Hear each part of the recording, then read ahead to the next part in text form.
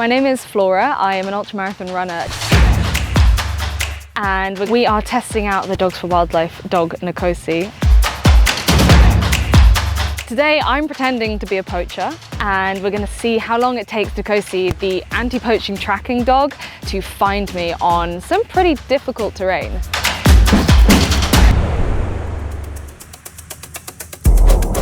We specialise in training conservation dogs to help reserves across Africa where poaching is an epidemic. The poachers that our dogs are trying to apprehend predominantly are going for rhino and elephants.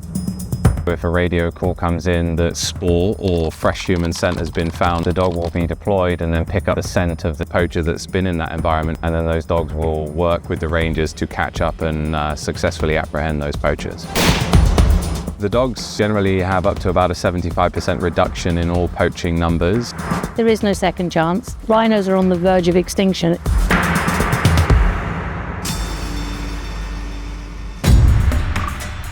Nkosi is a Bavarian mountain hound, a breed that has an incredible scenting capability. We've taken him from birth all the way up now to a level where he's ready to go operational in a wildlife environment in Africa.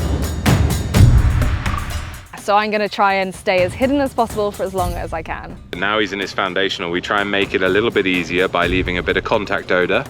I'm actually just going to walk along, leaving a little bit of a trail. If she brushes past a bush or walks past a tree, she's just going to touch it with her hand, just to build up a little bit more of an odour picture for Nkosi to help follow. 10 minutes, 15 minutes to find you? Yeah, about that. Yeah, something I'd like say that. around 10 minutes. 10 minutes, yeah, 15 10 minutes. Yeah, Always 10 confident. Minutes.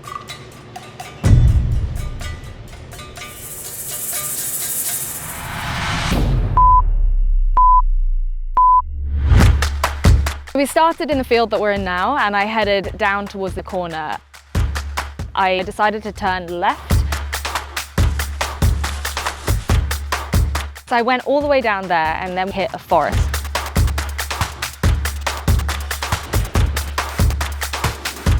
And at the forest you could go left or you could go right. I decided to go right. And it was along a little bit of a trail. So I was like, well, a trail's too easy for this dog. If a poacher was there, they wouldn't want to be on the most obvious track, you know? So I decided to jump off the trail to the left. Through the quite dense woodland.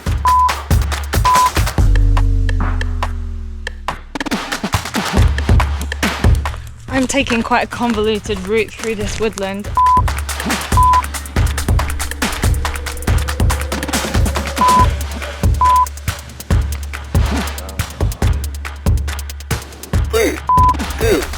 One, go!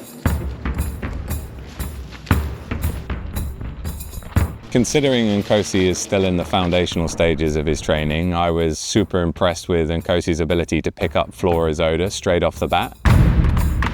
Yeah, he's doing good. He's moving at a steady pace. Every time he slows down, I slow down, just because I want him to learn to read. We went from a little bit of open grassland into some woodland. He picked up some really, really nice areas where she'd been moving. I decided to go right. Good boy. Okay, it's a nice little turn there. I decided to jump off the trail to the left. He made a little error and had to cast himself a little bit in the woodland. I wiggled through the trees a little bit. It was definitely not an obvious route that I took. And then I reached sort of the middle part of the woodland. And I was sort of trying to outwit the dog, you know, see what I could do to throw the scent. I went right. And right led us out of the woodland and onto this kind of very churned up patch of soil and undergrowth and a lot of foxgloves.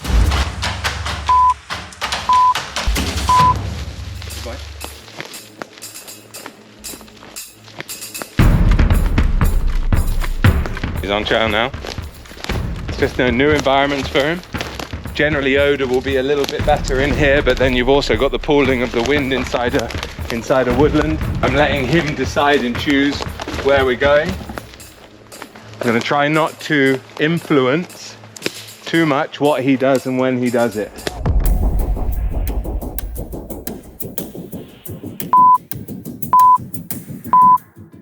What do you think's happened here? Well, he's following a trail. You can see here, look, this is ground disturbance. This potentially could be an animal of some description.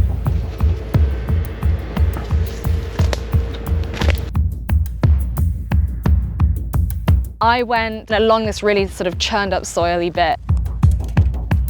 And it wasn't an easy trail to make. But eventually I did hit a main path. So I went along the main path, thought this is maybe a little bit too easy. Rather than staying on the main trail, I was like, let's go and see what this dog can do. So then I saw a path off the main path and decided to head up that bit, and it's a steep hill up. All right, I've come off the main track and I wonder if he's gonna pick this one up, because the main track is very obvious and clear and this track is not. It's a lot more overgrown, as you can see.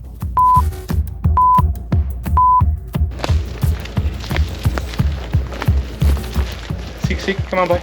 As soon as he's picked up her odor, we'll see the change. So like that shows me there's a little bit of interest here. Nkosi's still in training. All of his advanced operational training would be done in the bush in Africa. And all we do now is generally teach and condition the foundations, how to follow a scent, how to basically discriminate an odor and a scent.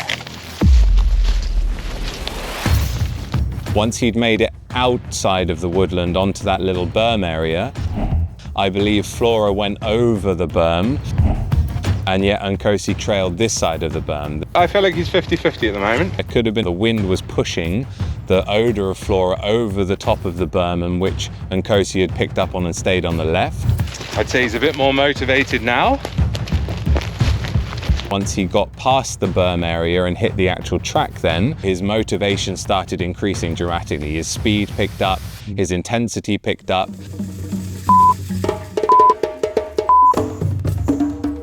So we had a little bit of off cast in the woods. The more experience he gets, the faster he would deal with that process. Flora has definitely come along this track. We're absolutely on trail now.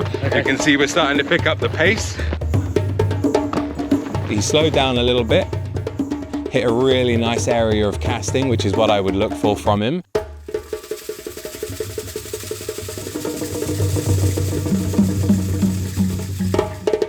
As Nkosi finished his cast, he turned immediately left, picked up Flora's odor, Picked up the spoor, good boy.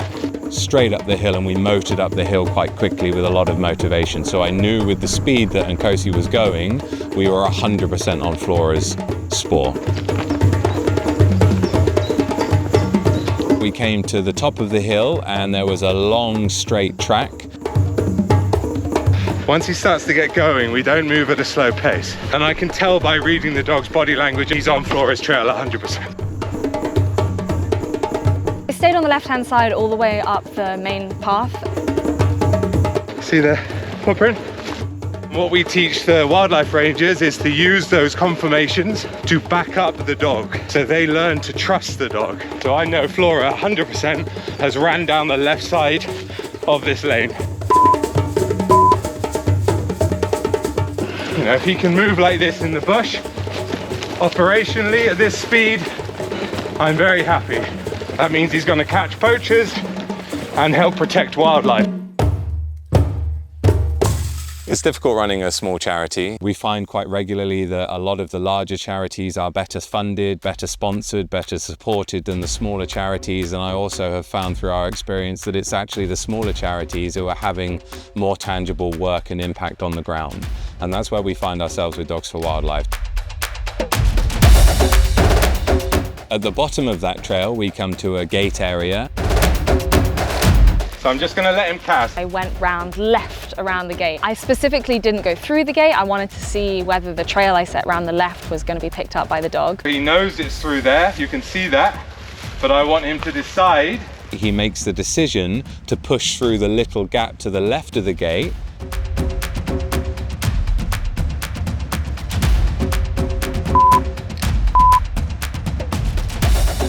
We continue down to the road. And you can go left or right onto the road, and I decided to go right and down the road. This is not easy for him. He's not done tarmac before. He hit the tarmac road, he peeled immediately around to the right. Good boy, see? Flora has come down the left side of this road. So I went off that and up to a really rocky section that was completely off the main track. Already I've reached this big pile of rocks, so I've come up from down there, and you definitely won't be able to see me. So let's just see what he does naturally. Very, very tough surface to trail on. Feeling like you're being hunted by a dog is terrifying. I do not envy being a poacher. I think I'd just not poach. Yeah. If he continues, now he's starting to peel. Starting to peel, you can feel. See, he's assessing left now, peels right. As we hit into the quarry area again, he overshot. So this is tough. He's gone past where I am now because the main trail goes that way and I've come off the main path. So I'm gonna let him open cast now. My trail has stopped, and so he's stopped and he's like, where has she gone? That's what I want. Good boy, seek. Seek. Yeah. Okay, I want as minimal influence in his behavior as possible. This is a challenging environment. Okay, a little cast off there, nice. That's just, there we go, off. Now he's on a trail. He's gonna come around. He's just assessing and trying to work out exactly where she is. Hey, good boy, buddy!